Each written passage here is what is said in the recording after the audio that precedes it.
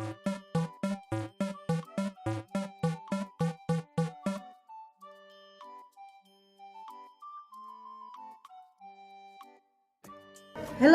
selamat pagi semua.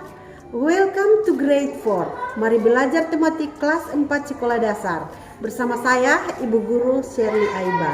Oke, sebelum kita mulai pembelajaran kita, seperti biasanya mari kita berdoa menurut agama dan kepercayaan kita. Berdoa dimulai. Berdoa selesai. Apa kabar hari ini? Semoga semua berada dalam keadaan yang sehat walafiat ya. Pagi ini kita akan mempelajari tema yang kelima, subtema yang kedua, pembelajaran yang pertama. Tema yang kelima yaitu pahlawanku, subtema yang kedua, pahlawanku, kebanggaanku, pembelajaran yang pertama. Mari kita lihat slide demi slide dan semoga pembelajaran hari ini menyenangkan buat anak-anak semua.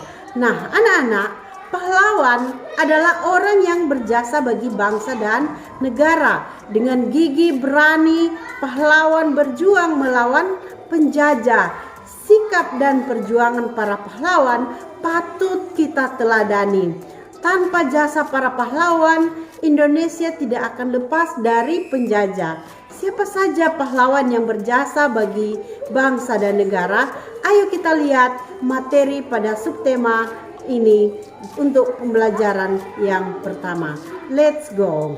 Nah, anak-anak, pagi ini kita sangat senang ya, karena kita akan mempelajari pahlawanku, kebanggaanku ya. Mari kita amati gambar yang ada di slide ini. Dari gambar ini, kita akan menjawab pertanyaan yang ada di slide ini. Nah, tahukah kamu nama-nama tokoh pada gambar di atas? Nah, gambar yang ada di slide, dari mana masing-masing tokoh itu berasal dan apa peran masing-masing tokoh tersebut sehingga mendapat gelar pahlawan nasional di negara? Mari kita akan membaca dan kita akan membaca bersama-sama. Anak-anak melihat buku teks dan atau di slide ini dan kita akan membaca bersama-sama. Ayo kita mulai. Bella sudah mulai mengenal beberapa tokoh dan raja besar pada masa kerajaan Hindu dan Buddha. Mereka memimpin kerajaan dengan adil dan bijaksana sehingga rakyat hidup makmur, aman dan sejahtera. Selain itu, mereka juga memiliki sikap kepahlawanan yang pantas ditiru. Oleh karena itu rakyat sangat bangga dengan raja mereka.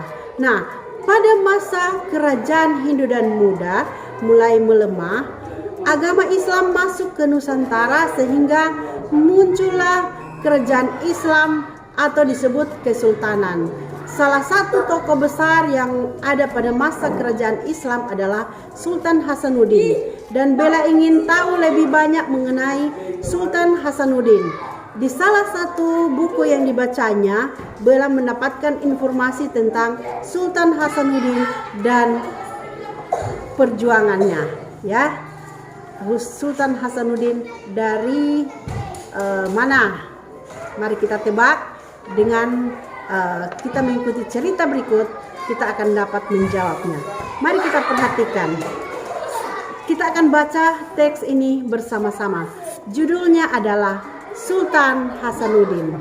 Nah, Sultan Hasanuddin lahir di Makassar, Sulawesi Selatan pada tanggal 12 Januari 1631.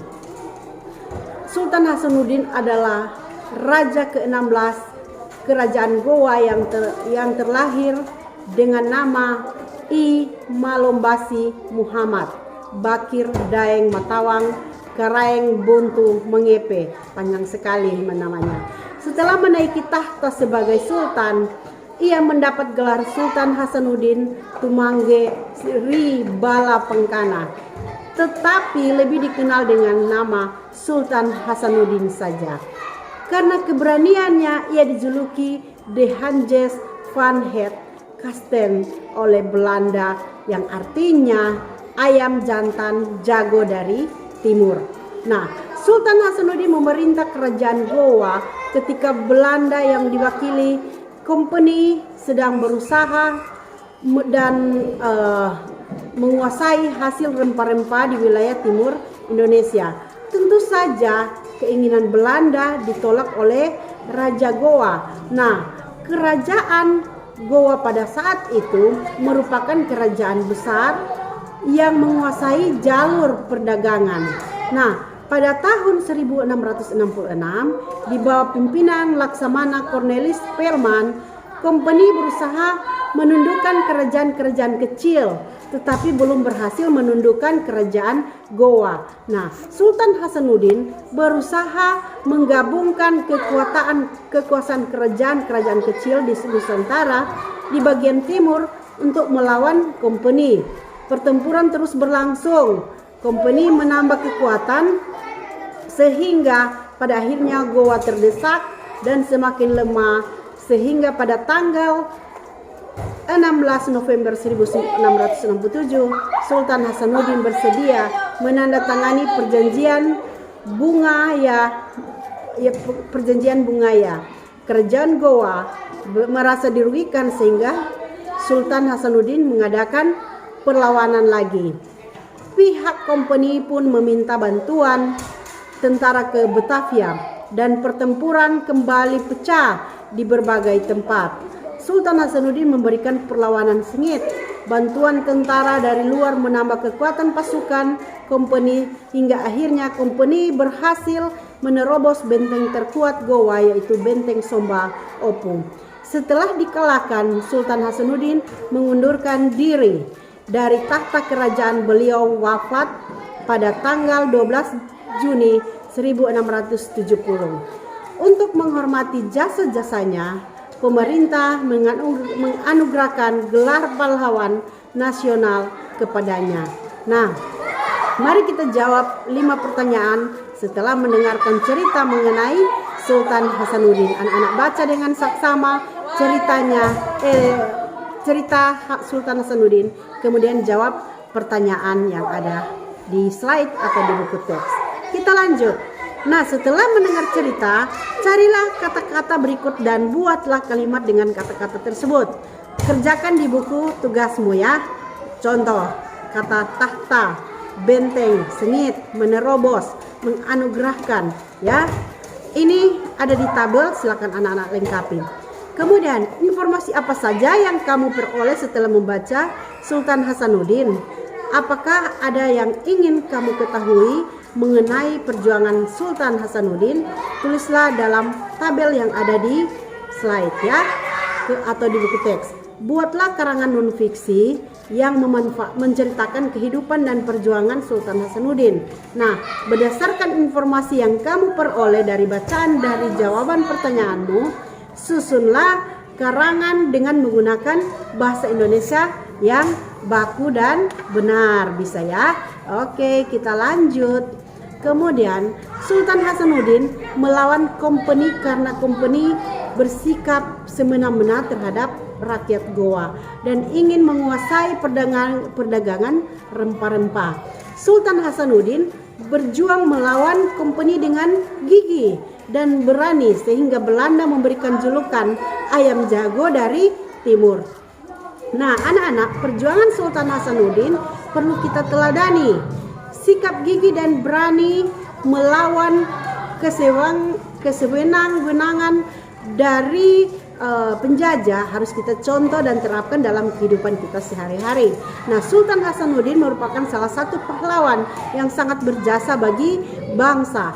Nah, bagaimana cara menghargai jasa dari para pahlawan?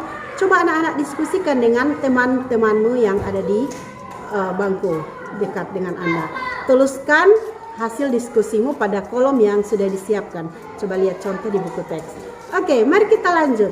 Selain Sultan Hasanuddin, pahlawan nasional dari timur Indonesia lainnya adalah Thomas Matulesi. Nah, yang dikenal dengan Kapiten Patimura. Nah, untuk mengenang jasa-jasanya, setiap tanggal 15 Mei diadakan Hari Patimura. Pada acara tersebut, obor Pattimura dinyalakan dari api di puncak Gunung Saniri. Kemudian, obor itu diarak secara estafet dari desa ke desa hingga ke kota Ambon. Nah, menurut pendapatmu, apa manfaat dari acara tersebut untuk generasi muda? Apa manfaat mengarak obor ya? Nah, obor merupakan salah satu sumber cahaya ya. Cahaya memiliki peranan yang penting bagi mata kita. Pernah lihat obor kan? Obor dibuat dari bambu, kemudian ditaruh sabut kelapa di ujungnya. Di dalam bambu itu ada minyak tanah.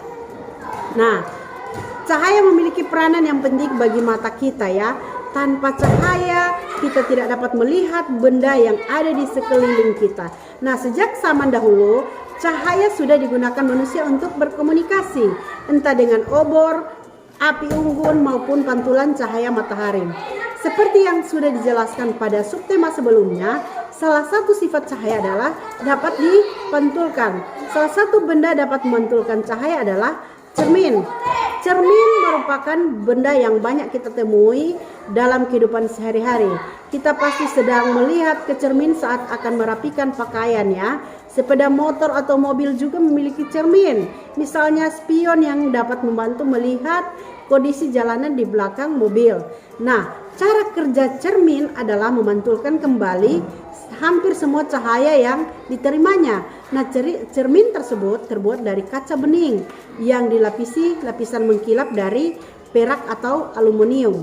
Lapisan mengkilap berfungsi sebagai pemantul cahaya. Nah, berdasarkan bentuk permukaannya, cermin ada dua macam, yaitu cermin datar dan cermin lengkung. Cermin lengkung terdiri atas cermin cekung dan cembung ya. Lengkung terdiri dari dua, cekung dan cembung. Perbedaan ketiga jenis cermin ini dapat kita pelajari pada subtema selanjutnya. Nah, pernahkah kamu berkomunikasi dengan menggunakan cermin? Jika belum, ayo kita coba melakukan kegiatan ini bersama-sama.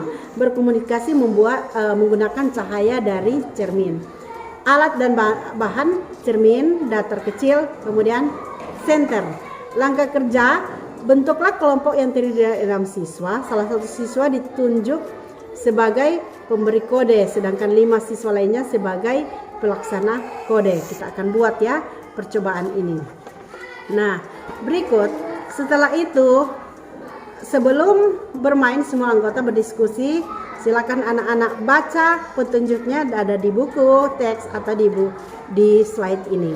Kemudian setelah anak-anak membuat percobaan di atas, buatlah laporan kegiatan percobaan sesuai dengan tabel yang sudah disiapkan dalam buku teks atau pada slide ini. Boleh ya? Oke, nah demikianlah pembelajaran kita hari ini. Semoga pembelajaran ini bermanfaat buat anak-anak. Tetap diingatkan jaga kesehatan, jaga imun, jaga iman kita. Selalu berdoa kepada Tuhan untuk kita selalu berada dalam keadaan sehat. Tetap semangat dalam belajar dan jangan lupa dukung channel pembelajaran ini. Memberi komen, like, share, subscribe, dan yang terpenting adalah tetap semangat dalam belajar. Semangat belajar, salam sehat.